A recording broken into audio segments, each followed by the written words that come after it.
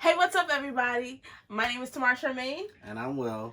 and we just finished watching part one of the reunion. Yes, and it was so dramatic. You guys are gonna like this. Yeah. The reunion of Married at First Sight. Yeah. Just in case it's not gonna be any other show, but you know. So I didn't really write notes. Yeah, I didn't think tonight was a night to really, write notes and stuff. But I think I got some key points down, Okay. just in case. Okay. But it did start off with Virginia and Eric.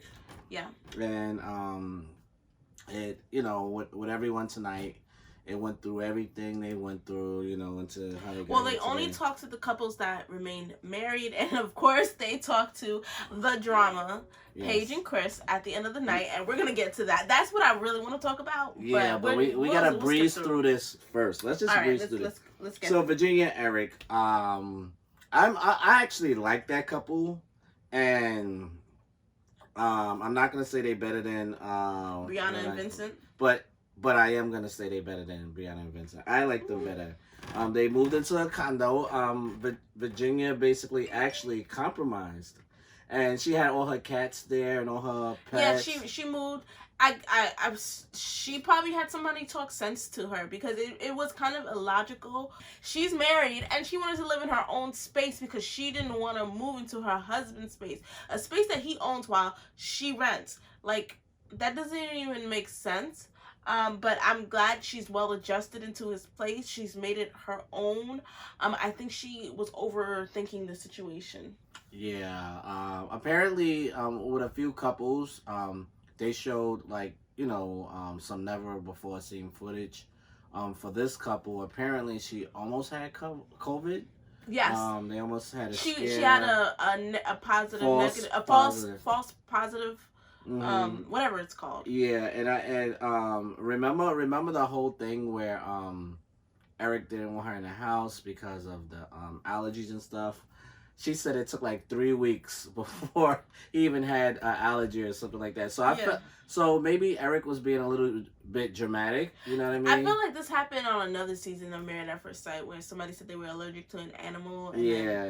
But either way, it's kind of like, I don't know. Yeah. He compromised with that situation because he's But besides that, we can move on. I think it was really nice for Eric to ask her dad. They did bring that back up for his blessing. And as someone who has two dads, I understand what it feels like to go ahead and ask that. It's a lot of pressure. I'm the one who has two dads. She's the one that has two dads. Yeah. So Eric's mom was there. And that's pretty much it, really. Yeah, she was the first parent on Married at First Sight history. I wonder why they made her come, but anyway, move. So Clara and Ryan. Ryan, between the handlebar mustache and the Roger from Doug, not Roger, whatever that character. Yeah, I think it's Roger from Doug hairstyle. You need but I actually. Yeah. Ryan is very unique, and I actually like him and Clara. I think they're, I think they have great spirits. I think that Ryan also, a lot is in his head. He told Clara he loves her for the first time on TV. I heard they're not going to be on Couples Cam, which is the spinoff to Married at First Sight with all the couples who stay together. The reason why is because supposedly they don't want to be filming their lives all the time. I think Ryan just gets a lot of anxiety putting his life out to the world. And I think, to me, that's pretty much it. They spoke about religion. They don't really plan on having kids right now. Clara actually looked great. Yeah, I think she lost weight. I think that's what it was. Oh, and they're going to renew their vows. I think it's honestly too soon. Because they want a big wedding. I think it's too soon. I think they should wait just a little bit till they know each other a little bit more. But I understand. No, I understand it, but like, I don't think they want an actual ceremony. I don't think they want to renew their vows. No, they said it twice. They're going to renew their vows. They're going to have like they're already married, so they're going to renew their vows. So and the only thing, the never before footage with them was that Claire had a spinning problem. She didn't really like budget anything. Yeah. That's the only complicated. Maybe that's why she was so happy to move into Ryan's place, because probably with her credit, her spending stuff, she knew she was not gonna be able to buy a house. She said, "Let me lock them in now." Yeah. Right. So Brianna and Vincent. Okay. So she's excited to talk about them. Go ahead. No, so Brianna and Vincent remind me a lot of Will and I. Like, if you ever want to know like how our personalities are, I think we've said this on almost every review, but Will is definitely, you know what, I follow Vincent. I meant to see when was his birthday, because I swear he's an Aquarius, but Vincent is a lot like Will, and I'm a lot like Brianna. I love this couple. Like I said, I feel like they edited the show to make Vincent look a little bit more sensitive than he is. Like, Will is super sensitive, way more sensitive than I am. Like, I'm like, not like I'm sensitive, but not really. And I think they caught those moments, but they showed a scene that they cut out where Vincent was happy, and the boot camp, and Vincent came out and said a lot of times watching it, he realized it was his anxiety, which I realized. I peeped it when he did not want to call Brianna bossy or aggressive on the show. I thought that was just him protecting her, knowing that she's a black woman, and he didn't want producers to make it seem like she was an angry black woman. But now I see he did not want so that was definitely it. So I believe I was right about that. But he also didn't want to look crazy on screen. He was trying to not make a perfect image, but he didn't want he wanted to be a good representative on television. He wanted to unfortunately, a lot of black people, a lot of people of color want to be that, you know, because you see one of us and the world sees that's the rest of you. I believe that Vincent had so much, and he has anxiety, so I think that's what was going on with him, and that's why he was super sensitive. He was trying to protect his image and Brianna's image. Yeah, and I think what I loved about them too was how they showed the compromising aspect of their relationship. Like, you know, Brianna actually went and lived with him. She left her huge place to go stay at his small place. But he lives in Buckhead, and from what I hear, Buckhead is a really nice neighborhood. So yeah. So I mean, for her to do that, to me, in my eyes, that was really huge. Yeah. And it just makes me realize how much they are in love with each other. Yeah. Because she basically downsized for him. And I loved when Kevin Frazier said, your wife doesn't have a traditional, if you see our dog, I don't think, like, I don't know if the camera is catching it, but our dog is just like going to work on our feet and being nosy. But I love that Kevin Frazier brought up, you know, she doesn't have a traditional job. And, you know, online I said some people, when they had that clip of the reunion, engineer is traditional. Not for a woman, not for a black woman specifically. And I love that Vincent said that he's so proud of her being an engineer, and he tells everyone that. Was really good. I love that, and you can tell that the two of them are just really in love with each other. He's so proud of her, you know, like to go around being proud to say his wife is doing this, and like you said, for you know, for a young woman, young black woman, even. But yeah, so let's a little touch on. They did have Haley there. Yeah, I don't care for her. They said a few words to her. They brought up some things. Apparently, Jacob. Apparently, he has not spoken to her since the show. He blocked her. I would too. From everything. What else? I wasn't really paying attention to her. I know the women had like a girls circle. I didn't really care for that part. You know, they said, "Oh, what advice did you give to Paige?" Paige is hard-headed, so from day one they told Paige they would leave. Yeah. Yeah, so it was just like, it's yeah, just next. sad the way it ended, you know. But anyway. So now let's get to the tea. Let's get to Paige and Chris. Okay. Yes. So you know, Paige and Chris had the nerve to go to counseling. Yes. I would not go to counseling. I would not go to tea. I would not even go to a horse race with that Chris. But nevertheless, they went to counseling, and Chris was like, you know, the reason why I am not with Paige right now is because Chris Williams the second is not mature. So then, you know, Kevin Frazier's messy behind, along with the producers, decide to play a clip of where he, you know, when he's talking when he's talking to Dr. Cow, and he goes, you know, out of all the women in Atlanta, there's beautiful black queens, beautiful white queens, beautiful Latino queens, and you choose Paige? I don't get it. Her face. So now, you know, Paige is like defending Chris, and still they have a great relationship. In that moment, she was hurt. She didn't defend Chris. At that moment she was hurt. She could so that was that. And then, you know, Chris said he's more hurt by his pastor.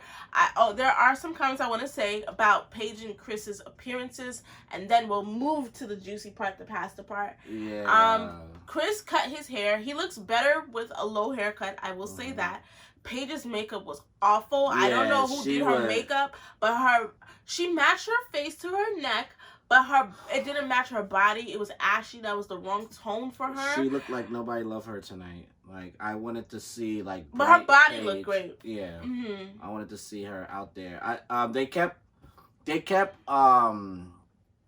warding off questions. They didn't want to answer the question about sex. They didn't want to answer the question about Mercedes. It's too cloudy, too fishy, and I feel like she's still on his merry-go-round. I feel like she's playing along with his game still. Yeah, like he's still manipulating her, and she's still on his merry-go-round. So now let's get to the part with the pastor. The good part. Child. So, you know, they're talking, they show the clip of what the pastor had to say, da da da da. I just want to say that Chris is one disrespectful mother effing ninja. Like, he was cursing at the pastor, and I don't care, regardless of how close you got to the pastor, to the part where you in your relationship feel like that's your brother, that's your friend. That is still a man of God. That is still a pastor. That is still very disrespectful. And as a Christian, as someone who used to be a minister that Chris claims to be, as someone whose father is a minister, as someone whose grandfather is a minister, he knows better, and he knows that he is a representative of his religion, and people are always ready to crucify Christians. Pun not intended and intended. Well, according to Chris, he wasn't his mentor, or he didn't look at him as as a pastor. So why have the man his friend and his brother? You had the man marry you with your wife, and then you went to him for advice and filmed it. So you're just mad that he was real? Mm-hmm. Like, Chris honestly needs therapy. He needs more than that. Like the pastor said, Chris don't like to be corrected. He doesn't. He don't like correction, you know. Because he has narcissistic personality disorder. And we have said many times before, I felt like no one has ever really held him accountable. You know, he's always either gotten away with stuff with his parents, or like they didn't really know what's going on with him. And I think and it's sad because Paige never really held him accountable. Mm-hmm. Paige would one minute be like, okay, I'm leaving, and then the next minute she's with him. She's still amicable with him. She still, after saying no on decision day, she still went to therapy with him. Mm-hmm. Mind you, you have what's those boring people, Haley and Jacob, who Jacob did the right thing. Block that toxic person, that toxic match. Mm-hmm. So it's just a lot, and Chris, first of all, like the way his behavior tonight to get up there on national TV and like want to fight this man. Like, he literally Want to fight it past him? Yeah, he literally said to him, like, basically, like, I don't care, like, meet me in the parking lot? Like, meet me in the parking lot as he was walking out. But even before that, even when they were sitting down, first of all, I like how the pastor put him in his place. First of all, you're not going to disrespect me on national TV. You're not going to disrespect me on this show. And Chris probably wasn't even expecting that because he was rude. He kept cutting him off. He was not letting him finish, and he wasn't letting anybody finish. And it seems like this tantrum problem, you know, him throwing tantrums, seems to be the way, like, has always gotten away with things. Yeah, because there's not an episode he doesn't throw a tantrum. Mm-hmm. Decision Day, he did this. He is, like, he has emotional issues that needs to be addressed by a professional. Paige also, she needs to, I'm worried about her sound decision making. It's just a hot I mess. felt bad for Paige. Like, if you think about it, she was in the middle again. No one is really in that room to, like, break it up. So she was literally sitting between, like, Chris was definitely the one who was more, you know, like, more, he was fired up. But Chris, I mean, not Chris, Paige has been in the middle multiple times. She was in the middle when Chris got in a fight at their honeymoon with Eric, and she was in the middle when Chris got in a. That's what happens when you're a man, and you are, like, you want to be this big bad wolf, and everywhere you go, you have this behavior where your woman is always looking up at you, acting like a fool, and you can't control yourself. And I think that's the thing with Chris. He don't know how to bring it down. You know, like, because he needs a therapist. He needs a psychiatrist. I think he needs a butt whooping. Someone needs to, like, really punch him in his face. I'm sorry, I have a headache, so I'm not as energetic as I usually am. But someone needs to punch him in his face.